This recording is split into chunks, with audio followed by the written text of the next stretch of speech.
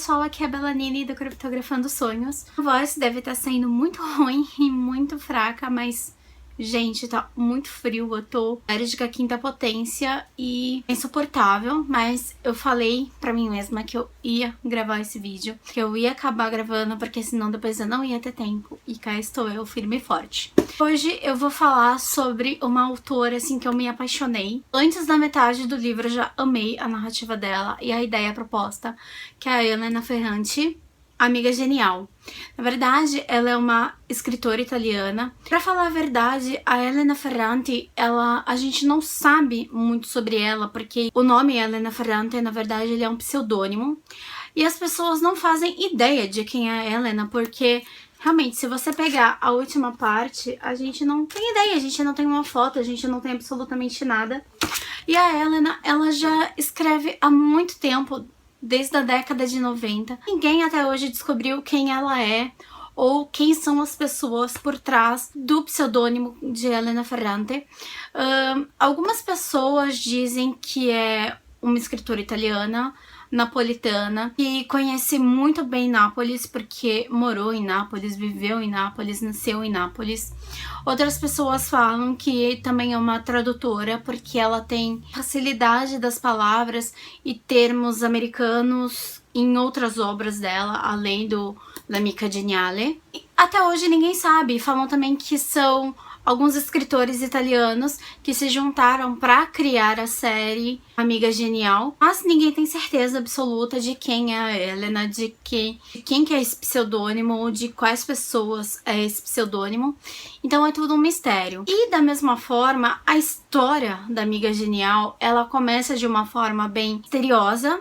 Ela começa em um prólogo dividido em 3 atos, que é o filho da Rafaela, o Rino, ele ligando pra melhor amiga da Rafaela, que é a Elena, não é Ferrante, é Elena Greco, falando que a Rafaela fugiu, desapareceu, ele não sabe o que aconteceu com a Rafaela. Começa dessa forma a história, e enquanto a Elena não sabe o que aconteceu com a melhor amiga, ela começa a escrever desde quando as duas se tornaram melhores amigas, como que essa amizade delas aconteceu e como que transcorreu essa amizade ao passar dos anos. Na verdade, a Elena e a Rafaela, elas se tornaram amigas ainda na escola, quando elas estavam no período de alfabetização. E a Elena fala que, na verdade, as pessoas na vila onde elas moravam, no bairro de Nápoles, eles chamavam a Rafaela de Lina, mas ela, por ser a melhor amiga da Rafaela, ela nunca chamou a Rafaela de Lina,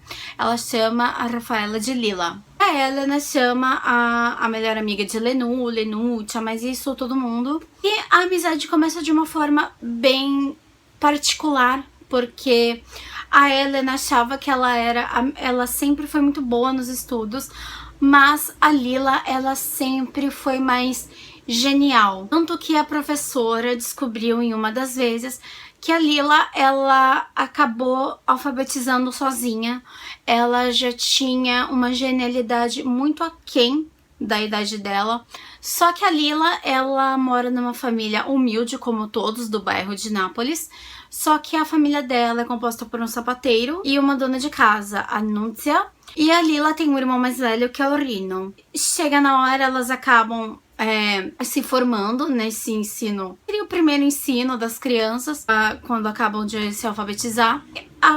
A Lila, ela não vai conseguir ir pra escola, não vai pro ensino fundamental, ela não vai para as próximas séries porque os pais não têm como bancar os estudos. E já a Elena, ela vai ter essa oportunidade.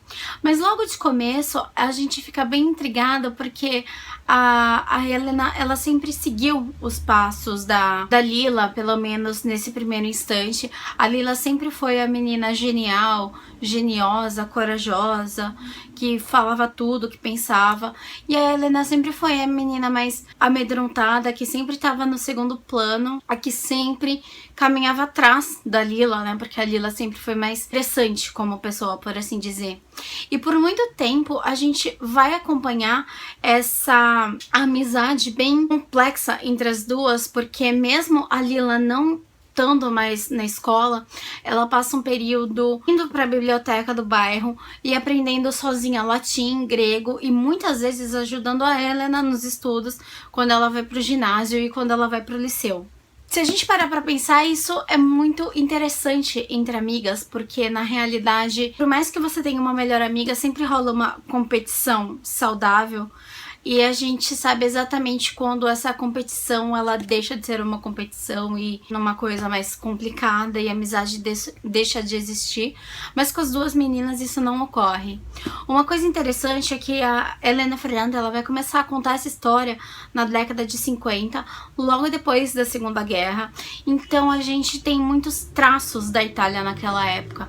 Então o italiano como idioma ele ainda estava sendo aprendido pelas outras pessoas, porque o italiano ele na verdade ele foi criado com o intuito para que as tropas conseguissem se entender, né, as tropas italianas, porque cada região da Itália fala um dialeto diferente, então precisava de um idioma comum, um idioma standard, para as pessoas se comunicarem durante a guerra. E aí foi quando foi criado o italiano, pra falar a verdade. Nesse bairro em que as meninas moram, a Lila e a Helena, tá logo depois dessa época da Segunda Guerra, a gente acaba descobrindo que no bairro onde elas moram, que é em Nápoles, é um bairro muito violento, em que pessoas, elas têm medo uma das outras e elas se unem àquelas pessoas mais parecidas com ela ou que pensam politicamente como elas. Tanto que algumas famílias são comunistas,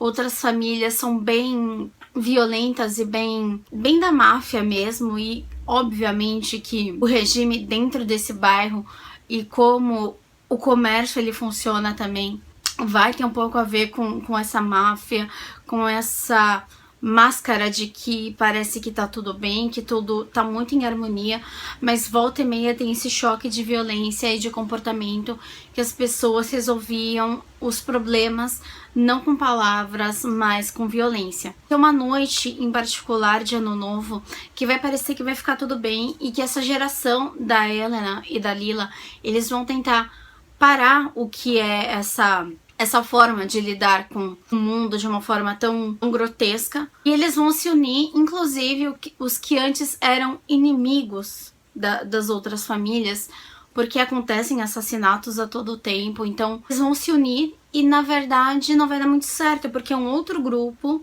os que possuem mais dinheiro, que são os irmãos Solara, eles vão acabar atacando os amigos da Helena em plena noite de Ano Novo, como se mostrando que eles são os donos desse bairro, eles que têm o poder sobre as outras pessoas. É muito chocante como essa realidade funciona.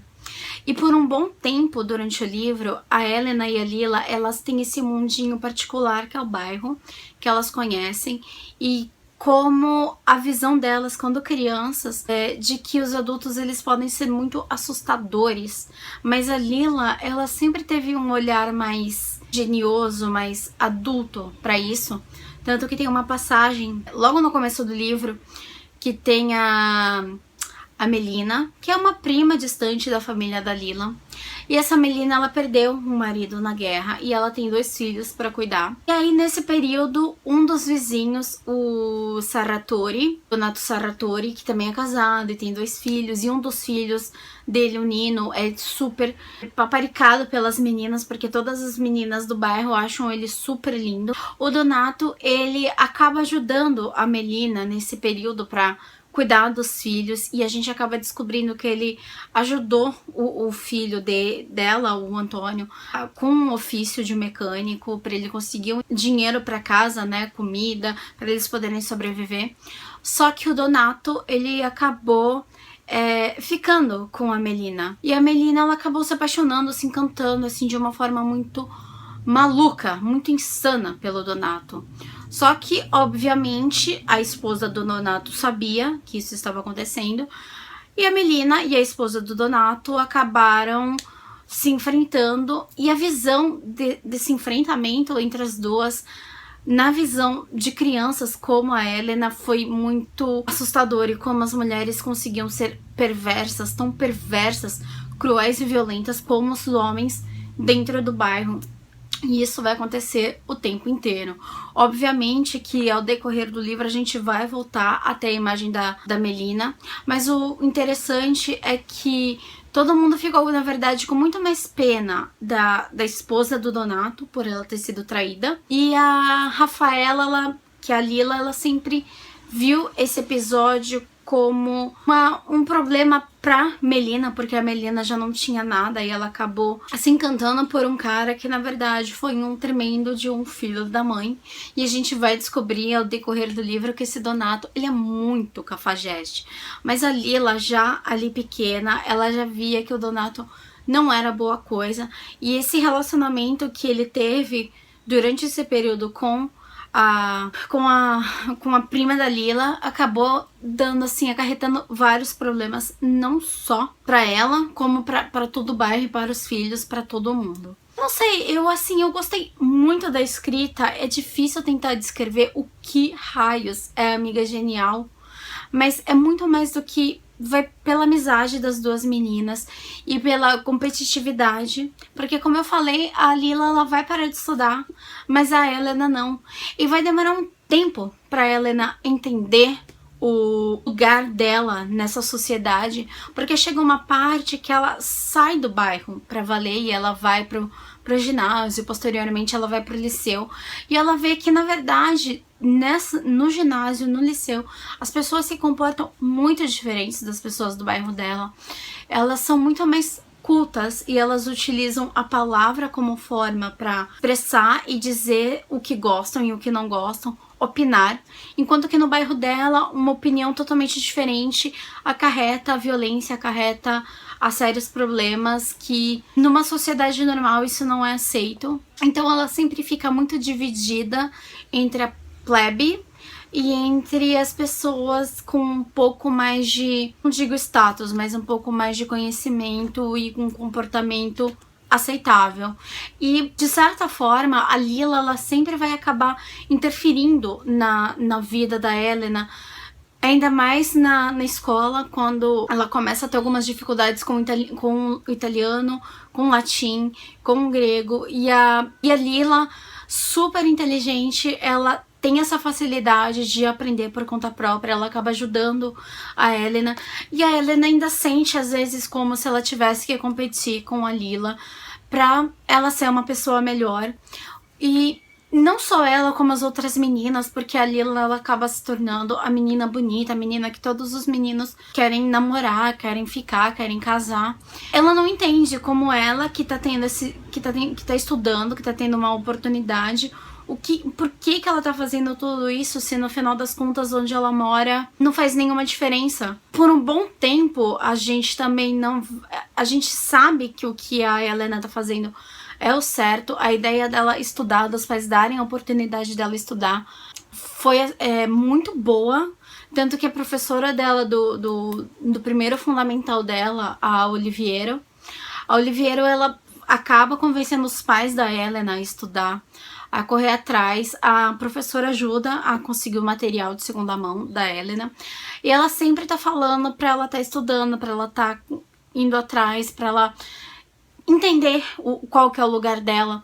E tem uma passagem que aí vai acarretar muito no final e no questionamento da Helena, no final do livro, que a Oliviero, em uma das situações, elas estão conversando, ela sempre questiona a Helena com relação com quem ela está andando, com quem que ela está saindo, porque a Oliviero ela vê muito com as pessoas que transitam na vida da Helena, e aí a gente começa a entender que a Oliviero foi a primeira pessoa que virou pra alguém, sabe, pra um aluno em potencial, que na verdade deveria ter sido a Lila, porque a Lila, sim, teria um baita de um potencial para ir muito além, para sair do bairro, para viver a vida, para conhecer o mundo. E a Lila nunca fez isso por uma série de motivos. Primeiro, por causa dos pais que não quiseram bancar os estudos dela. O Rino, o irmão mais velho, ele tenta fazer isso, mas não consegue. E por outro lado, a Helena, como ela sempre foi a segunda melhor, ela sempre teve uma desenvoltura para aprender de uma forma não tão fácil quanto a Lila, mas a Oliviero, ela vai chegar a um ponto que ela vai perguntar: você sabe exatamente quem é plebe? na sociedade, e a Helena não entende no primeiro minuto o que ela quer dizer, mas conforme o livro vai desenvolvendo, vai correndo, o final a Helena se faz a mesma pergunta, e uma das coisas que realmente que mais chamou a atenção é quando ela vira e fala, meu, eu tô num lugar em que as pessoas elas não falam italiano tão bem quanto eu. Elas se comunicam com um dialeto napolitano. A forma delas resolverem os problemas é através da pancadaria, da violência, da matança. E pessoas como eu e um outro menino do bairro, o Alfonso, que ele vai entrar também pra mesma escola da Helena. Eles são totalmente diferentes, eles se comportam diferentes, mas a Helena, ela demora a entender essa diferenciação entre ela e as outras pessoas, e por um bom tempo ela tenta conciliar os dois mundos, mas ela acaba terminando o livro entendendo que são mundos totalmente diferentes e que vai chegar um ponto em que as escolhas dela e da Lila vão ser bem diferentes, e que isso ao mesmo tempo vai aproximar as duas meninas e ao mesmo tempo vai separar de uma forma gigantesca. E eu não sei, é o que eu falei, eu amei a escrita da Helena, eu achei muito boa, muito cativante, ela consegue se expressar muito bem, ela consegue colocar a gente dentro de Nápoles durante todo esse período da década de 50, de 60. E o mais interessante é que a gente acaba vendo muito um pouco da gente na Helena, na Lila, e principalmente essa coisa de amizades e como que em um momento nós temos aquela super melhor amiga e no momento seguinte, tipo, são duas completas estranhas e aí se perguntam por que raios ainda são melhores amigas. Dá pra entender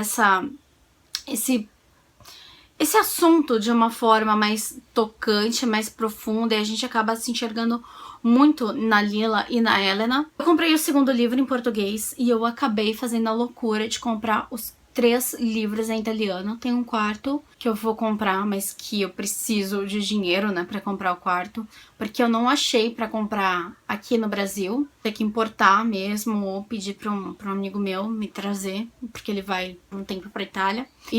Mas eu quero ler e eu vou acabar lendo o 3 e o 4 provavelmente em italiano, porque até o segundo tem em português. Gostei da Elena Ferrante e eu fico muito pensando, meu, e essa pessoa com esse pseudônimo que consegue ser tão verdadeiro, ser tão próximo da realidade, mesmo uma história acontecendo em um país totalmente diferente do nosso, mas ao mesmo tempo tão semelhante, porque se a gente parar pra pensar nos bairros mais simples do Brasil, né, mais humildes, que as pessoas não têm tanta oportunidade de sair da concha, né, e ir além, essas pessoas ainda, aqui no Brasil, elas ainda agem dessa forma de resolver tudo na pancadaria, na matança e na briga. E Nápoles parece muito com as zonas pobres brasileiras, de uma favela que tem o chefe lá do tráfico, que é o que comanda. Mesma coisa, não é tão diferente. O que acontecia na década de 50, 60 em Nápoles